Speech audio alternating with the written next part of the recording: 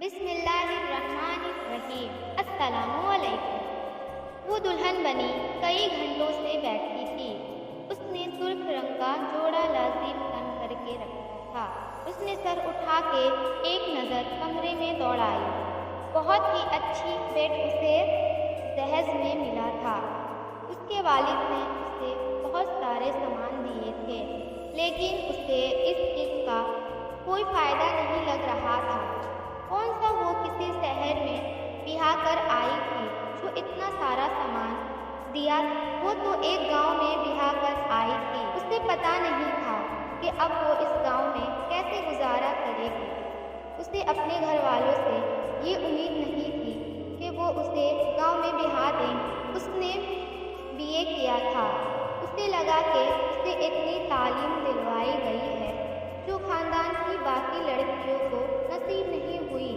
وہ اس کی شادی بھی کسی پڑھے لکھے انسان سے ہوگی، لیکن اس کی شادی تو ایک فاسق سے ہو گئی۔ اس نے اس شخص کو کبھی نہیں دیکھا تھا۔ وہ اس کے دور کا رشتہ دار تھا۔ اس کا گزر کبھی گاؤں سے نہیں ہوا تھا۔ اس نے ساری زندگی شہر میں گزاری تھی۔ اس نے زیادہ عیش و آرام والی زندگی نہیں گزاری تھی۔ شہر میں رہنے کے بعد بھی اس نے وہی گھریلو کام کیے تھے جو ہر لڑکی کرتی ہے اپنے گھر میں۔ نہ ہی تو وہ کوئی امیر زادی تھی، لیکن سچ یہ ہے کہ وہ گاؤں کے ماحول کی عادی۔ اسے نہیں پتا تھا کہ گاؤں کے لوگ کیسے ہوتے ہیں۔ وہ ایک پڑھی لکھی سلجھی ہوئی لڑکی تھی۔ جس طرح وہ اپنے گھر میں رہتی تھی خوش باش، اور جس طرح اس کے والدین اس کو پیار دیا تھا اور اس کے بھائی نے اس کا ساتھ دیا تھا، تو اسے یہی لگتا تھا کہ شادی کے معاملے میں اس سے پوچھا جائے گا اور کسی پڑھے لکھے انسان سے اس کے شہر میں شادی کروائی جائے گی۔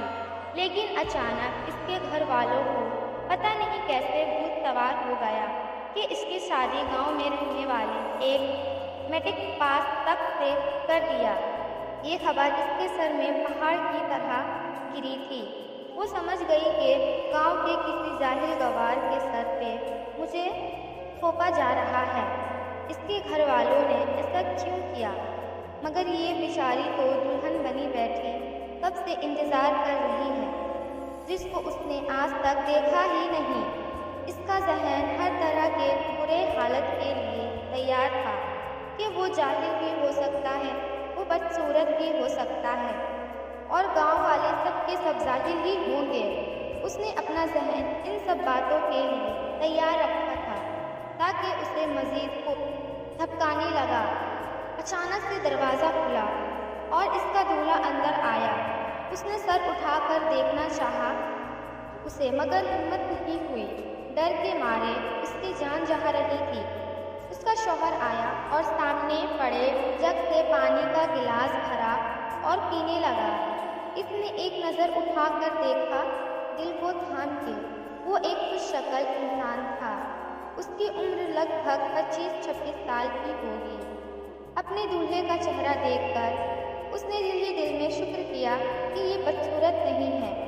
اس کے دولہے نے اپنا ایک جوڑا دیوار پر ٹانگا جو کہ کیل کی مدد سے دیوار میں لگی تھی، اور وہ واش روم میں چلا گیا کپڑے تبدیل کرنے کے لیے۔ گاؤں کے گھروں میں واش روم کمرے کے ساتھ اٹیچ نہیں ہوتا، لیکن اس کے گھر والوں کی فرمائش تھی کہ اس کے گھر کے اندر واش روم بنائی جائے، تو اس کے سسرال والوں نے اس کی فرمائش پوری کر دی۔ یہ واش روم شہر کے جیسا نہیں تھا، مگر قابل استعمال تھا۔ اس میں پانی کا کنیکشن نہیں تھا۔ اس میں ایک بالٹی رکھی ہوئی تھی جس میں پانی بھرا ہوا تھا۔ اس کو بہت عجیب لگا کہ اس کا دولہا اس کو دیکھے اور بات کیے بغیر چلا گیا، لیکن اس نے اسی بات میں آفت جانی اور تھوڑی ریلیکس ہو گئی۔ وہ پھر واش روم سے باہر نکلا۔ اس نے دوبارہ سے نظر اٹھا کر اپنے دولہے کو دیکھا تو اس نے دل ہی دل میں پھر سے شکر ادا کیا۔ اس کا دولہا خوش شکل تھا، لمبے قد کے ساتھ، بالکل ہلکی سی داڑھی تھی، لیکن وہ شکل و صورت میں وہ اس کے ٹکر کا نہیں تھا۔ وہ خود بے حد حسین تھی، مگر اتنا گیا گزرا بھی نہیں تھا۔ اس کا دولہا آیا بیڈ پر اور سونے کے لیے لیٹ گیا، بنا اس سے کوئی بات کیے بغیر۔ اس کی طرف دیکھے بغیر۔ اس کے اندر بہت کچھ ٹوٹ گیا تھا۔ شوہر کو پہلی نظر میں دل کو بھا گیا اور دل کو مطمئن ہو گیا تھا، لیکن اس کی بے رخی سمجھ میں نہیں آ رہی کہ وجہ کیا ہے۔ اسے کوئی اور پسند ہے؟ کیا وہ مجھ سے شادی نہیں کرنا چاہتا تھا؟